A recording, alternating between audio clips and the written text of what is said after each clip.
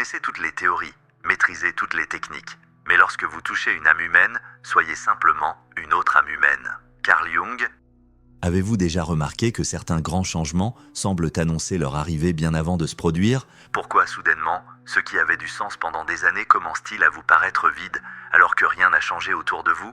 Et si le plus grand événement de votre vie ne commençait pas par un fait extérieur, mais par une transformation silencieuse qui est déjà en train de se produire en vous, à cet instant même? Il existe des expériences qui défient toute explication simple. Vous vous réveillez avec une sensation étrange, comme si quelque chose était sur le point d'arriver. Ce n'est pas vraiment de la peur, ce n'est pas non plus de l'enthousiasme. C'est une sorte d'inquiétude difficile à décrire, comme si une partie de votre esprit savait quelque chose que vous ne parvenez pas encore à comprendre. Le plus étonnant, c'est que, dans ces moments-là, la vie semble continuer exactement comme avant. Le travail est le même, les personnes autour de vous sont les mêmes, la routine suit son cours. Pourtant, une distance grandissante s'installe entre ce que vous montrez à l'extérieur et ce que vous ressentez au plus profond de vous-même. La plupart des gens ignorent cet inconfort, ils essaient de retrouver leur ancien enthousiasme, ils cherchent des distractions, ils pensent qu'ils sont simplement fatigués. Ils se convainquent que tout redeviendra comme avant. Mais il existe une question que presque personne n'ose se poser.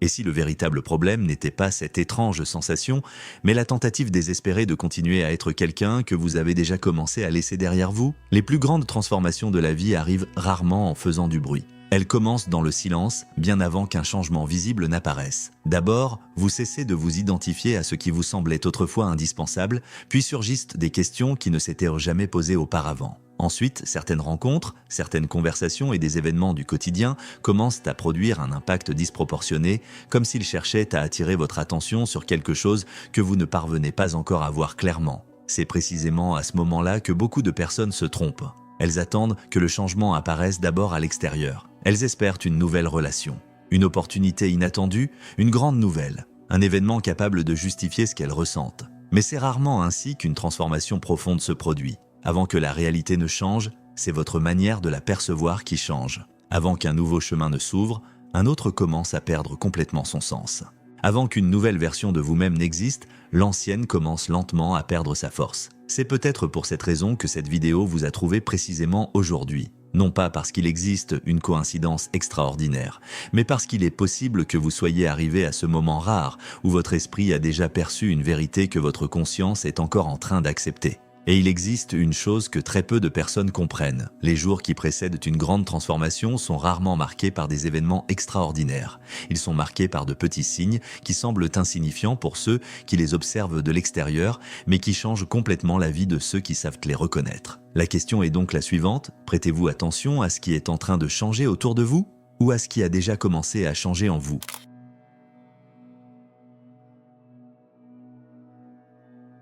Il arrive un moment dans la vie où rien ne semble avoir changé, mais où, étrangement, vous ne parvenez plus à ressentir le monde de la même manière. La routine reste identique. Le réveil sonne à la même heure, les conversations se répètent, les responsabilités demeurent exactement là où elles ont toujours été. Pourtant, quelque chose en vous commence à s'éloigner de tout cela, comme si une partie silencieuse de votre esprit avait décidé d'emprunter un chemin que votre conscience ne parvient pas encore à comprendre. C'est à cette étape que la plupart des gens pensent traverser une crise. Ils se disent qu'ils sont fatigués, démotivés ou simplement ingrats. Ils essaient de retrouver leur enthousiasme grâce à davantage de travail, de discipline ou de distraction. Mais il existe un détail que presque personne ne remarque. Peut-être n'avez-vous pas perdu votre capacité à ressentir. Peut-être avez-vous simplement cessé de trouver du sens dans ce qui a déjà accompli son rôle dans votre vie. Pendant longtemps, vous avez construit votre identité sur l'adaptation. Vous avez appris à répondre aux attentes, à remplir des rôles et à rechercher la reconnaissance. Sans même vous en rendre compte, vous avez fini par croire que cette version de vous-même était votre véritable identité. Pourtant, aucune identité construite uniquement pour survivre ne peut soutenir une vie entière. Il arrive un moment où elle commence à se fissurer. Et ces fissures ne prennent pas la forme de grandes tragédies. Elles apparaissent dans de petits détails. Un objectif qui semblait autrefois indispensable ne suscite plus aucun enthousiasme. Une conversation qui éveillait autrefois votre intérêt vous paraît désormais vide. Des lieux qui vous apportaient toujours du réconfort provoquent de maintenant une étrange sensation de distance. Le monde reste le même, mais le lien émotionnel qui existait entre lui et vous commence à disparaître. L'erreur consiste à lutter contre ce processus. Plus vous essayez de redevenir la personne que vous étiez, plus l'épuisement grandit. C'est comme essayer de maintenir allumée une flamme qui a déjà consumé tout le combustible dont elle disposait. L'effort augmente, mais la lumière ne revient pas. c'est peut-être le premier signe qu'une véritable transformation a déjà commencé. Non pas parce que quelque chose d'extraordinaire est sur le point de se produire à l'extérieur, mais parce que la structure qui soutenait votre ancienne manière de vivre perd silencieusement de sa force. Et avant qu'une nouvelle version de vous-même puisse naître, l'ancienne doit cesser d'occuper le centre de votre vie. C'est précisément à ce moment-là que presque tout le monde recule. On confond la fin d'une identité avec la fin de sa propre vie, alors qu'en réalité, ce vide n'est peut-être que l'espace que l'esprit crée pour accueillir ce qui est encore sur le point d'émerger.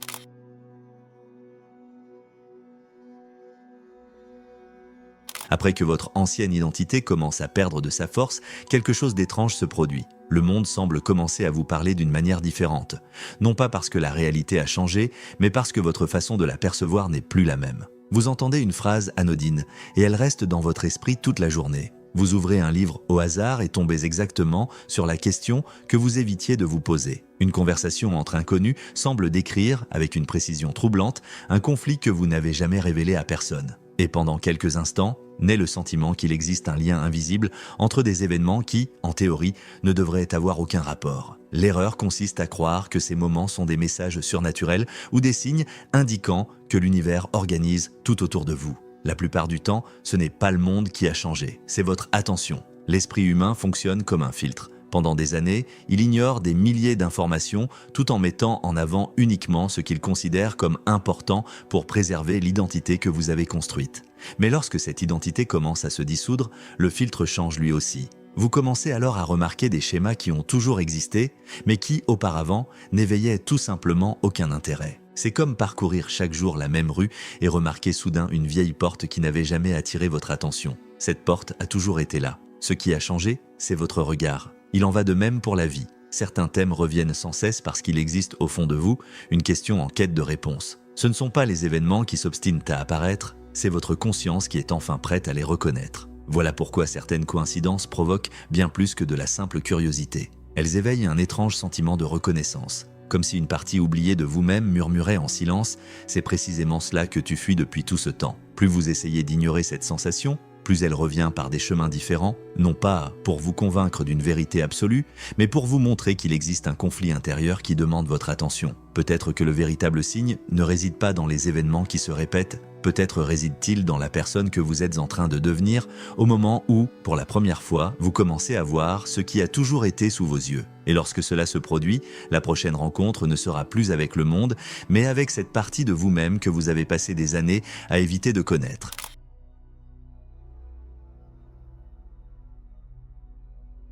Il arrive un moment, dans toute transformation, où le problème cesse d'être dans le monde pour se trouver dans le miroir. Jusqu'alors, il était facile de croire que le malaise venait des circonstances, d'un travail qui ne reconnaissait pas vos efforts, de personnes qui ne vous comprenaient pas, d'opportunités qui n'arrivaient jamais. Il y avait toujours une explication extérieure pour justifier le vide qui grandissait en vous. Mais vient un moment où ce récit commence à perdre de sa force. Vous vous rendez compte que, même lorsque l'environnement change, certaines douleurs demeurent exactement les mêmes.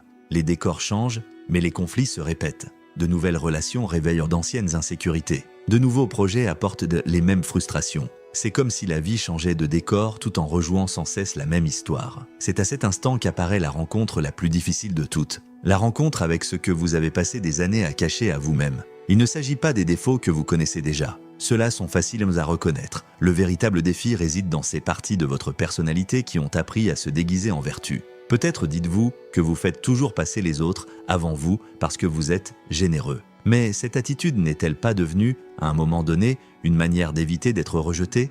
Peut-être croyez-vous devoir tout contrôler parce que vous êtes responsable, mais combien de fois ce besoin de contrôle est-il né, en réalité, de la peur de perdre ce que vous ne pourriez pas supporter de voir partir ? Peut-être que votre quête incessante de reconnaissance n'a jamais été seulement de l'ambition. Peut-être a-t-elle commencé bien plus tôt, lorsque vous avez cru que vous ne seriez digne d'amour qu'en prouvant constamment votre propre valeur. Ces vérités ne se révèlent pas d'un seul coup. Elles apparaissent à travers de petites fissures, une réaction excessive face à une critique, un malaise disproportionné lorsqu'une personne s'éloigne, un besoin constant d'approbation que vous avez toujours justifié par le perfectionnisme. L'esprit est extrêmement habile pour protéger l'image qu'il s'est construite de lui-même. Pendant des années, il invente des justifications élégantes pour dissimuler d'anciennes peurs. Et plus ces justifications demeurent intactes, plus elles semblent faire partie de votre identité. C'est pourquoi regarder en soi est souvent si inconfortable. Non pas parce que vous découvrez que vous êtes pire que vous ne l'imaginiez, mais parce que vous réalisez que de nombreuses décisions importantes de votre vie ont été guidées par des besoins que vous n'avez jamais eu le courage de reconnaître. Ce n'est pas un processus de culpabilité, c'est un processus de lucidité. La véritable transformation commence lorsque vous cessez de vous demander qui vous a blessé et que vous commencez à vous demander pourquoi certaines blessures ont continué à gouverner vos choix pendant si longtemps. Car la liberté ne naît pas au moment où le monde change autour de vous. Elle commence lorsque vous parvenez enfin à regarder, sans fuir, ce qui a toujours été caché au plus profond de vous. C'est seulement à partir de ce courage qu'une nouvelle manière de vivre peut commencer à exister.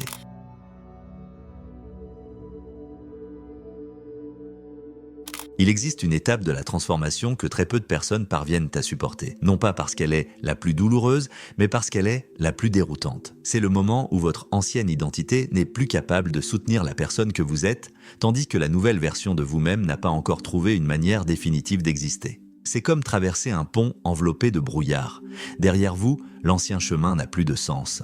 Devant vous, la destination reste invisible. Le seul endroit où vous vous trouvez réellement est au milieu de la traversée. Et pour l'esprit humain, il existe peu de situations plus anxiogènes que de demeurer dans un lieu où aucune réponse immédiate n'existe. C'est précisément à cet instant que tant de personnes abandonnent. Elles interprètent l'incertitude comme le signe qu'elles ont pris la mauvaise décision. Elles confondent l'absence de clarté avec l'échec. Elles tentent de revenir à leur ancienne vie, non pas parce qu'elle a encore du sens, mais parce que ce qui est familier paraît moins menaçant que toute possibilité encore invisible. C'est précisément à propos de ce conflit que Carl Jung a laissé l'une des réflexions les plus profondes de toute son œuvre. Le privilège d'une vie est de devenir celui que l'on est véritablement. Cette phrase semble simple, mais elle dissimule une vérité dérangeante. Devenir celui que vous êtes réellement exige de renoncer à la personne que vous avez appris à être uniquement pour survivre. Et ce renoncement se produit rarement sans résistance.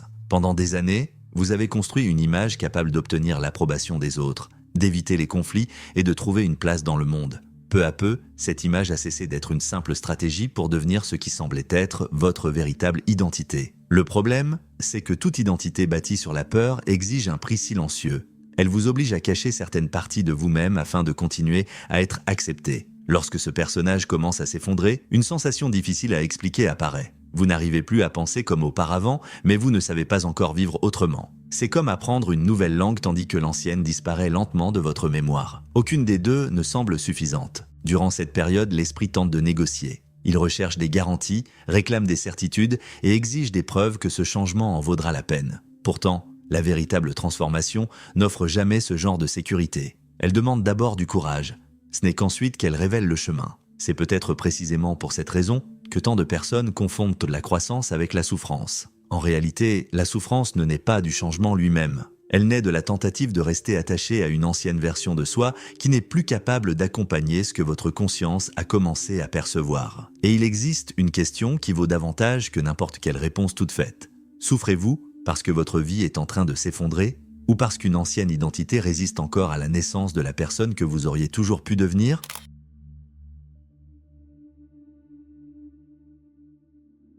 Peut-être êtes-vous arrivé jusqu'ici en espérant découvrir ce qui va se passer au cours des 3 prochains jours. Une rencontre inattendue, une opportunité, un changement capable de transformer votre vie une bonne fois pour toutes. Mais il existe une possibilité bien plus profonde. Et si ces 3 jours n'avaient jamais été une question de calendrier ? Et s'ils représentaient ce bref intervalle entre le moment où vous percevez une vérité et celui où vous trouvez enfin le courage de vivre en accord avec elle ? La plupart des gens croient que ce sont les grands événements qui nous transforment. Ils pensent que quelque chose d'extraordinaire se produit d'abord, puis que leur vie change ensuite. Pourtant, l'expérience humaine suit généralement le chemin inverse. Vous changez d'abord intérieurement, puis, presque sans vous en rendre compte, vous commencez à faire des choix différents. Et ce sont précisément ces choix qui modifient complètement le cours de votre histoire. C'est pourquoi tant de personnes regardent leur passé en pensant qu'un certain jour a tout changé. En réalité, ce jour n'a été que le moment où une transformation silencieuse, commencée bien auparavant, est enfin devenue visible. Tout au long de ce chemin, vous avez peut-être reconnu des parties de vous-même qui étaient restées cachées. Vous avez compris que ce vide n'était pas un manque de sens, mais le signe qu'une ancienne identité arrivait à son terme. Vous avez réalisé que certaines coïncidences n'étaient pas apparues pour prédire l'avenir, mais pour révéler ce que votre conscience était déjà prête à voir. Vous avez découvert que vos plus grands conflits ne provenaient pas seulement des circonstances, mais aussi des histoires que vous vous racontiez pour continuer à vivre de la même manière. Il ne reste désormais qu'une seule question. Que ferez-vous de cette prise de conscience ? car comprendre une vérité ne transforme personne. Beaucoup passent leur vie à reconnaître leur schéma de fonctionnement et continuent pourtant à répéter exactement les mêmes comportements. La connaissance, à elle seule, ne brise pas les cycles. Elle ne fait qu'éclairer le chemin. La décision de l'emprunter vous appartient entièrement. Peut-être que demain rien ne semblera différent. Le réveil sonnera à la même heure. Les autres continueront d'attendre les mêmes réponses. Le monde continuera à fonctionner comme il l'a toujours fait. Mais il existe une chose qui, peut-être, ne sera plus jamais la même. Votre manière de vous regarder vous-même. Et lorsque cela change, même les événements les plus ordinaires cessent d'être vécus de la même façon. Alors, avant de quitter cette vidéo, posez-vous simplement une question en silence. Si la personne que j'ai été jusqu'à aujourd'hui n'est plus capable de soutenir la vie que je souhaite construire, pourquoi est-ce que je continue à vouloir la protéger ? Peut-être que la réponse ne viendra pas aujourd'hui, peut-être qu'elle ne viendra pas dans 3 jours, mais lorsqu'elle apparaîtra, vous comprendrez que le plus grand événement de votre vie ne vous attendait pas dans le futur. Il a commencé au moment précis où vous avez cessé de fuir la personne que vous êtes réellement.